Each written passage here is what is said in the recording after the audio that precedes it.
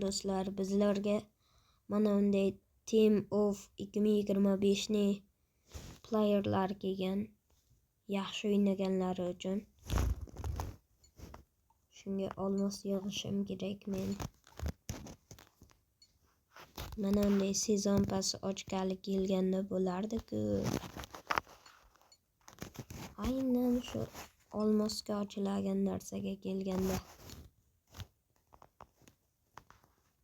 Hali menda olmoslarim kam. Yaxshi o'yinchilar kelgan. Donorim mana darajasi ko'tarilgan bitta. 86 bo'lgan.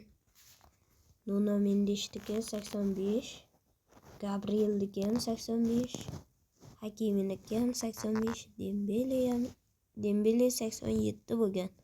Pedri 86. Vitinha kuchaygan 85 bo'lgan. Salah 86 bo'lgan. Mbappe 87 bo'lgan. Dilsida kam bo'ladi 87liklar. Juda yaxshi o'ynasa 87 bo'lishi mumkin. Kane ham 87. Yamal 86 bo'lgan. Bu yerga Haalandni ham qo'yish kerak.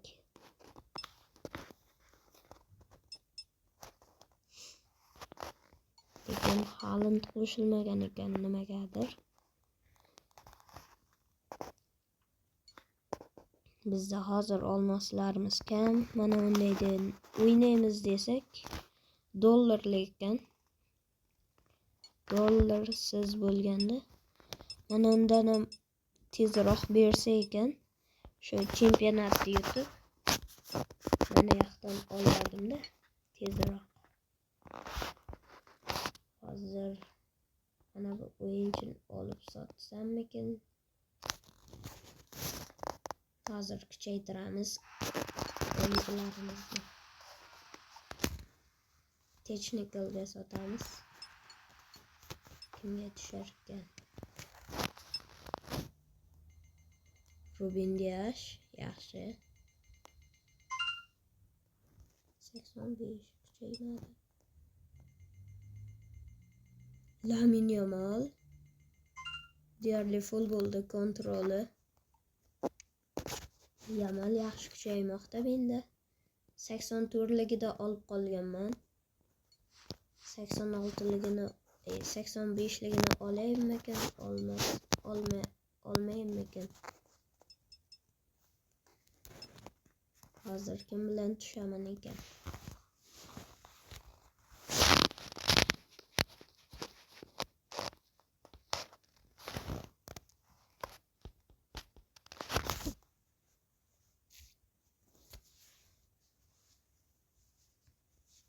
Tushmayapman. Nimagadir.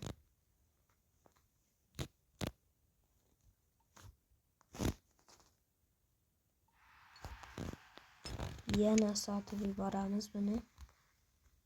Fitnessga bu safar.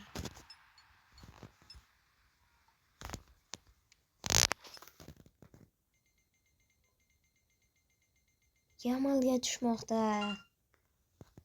87 bo'ldi Yamal. O'zbekchasiga Qamariddin.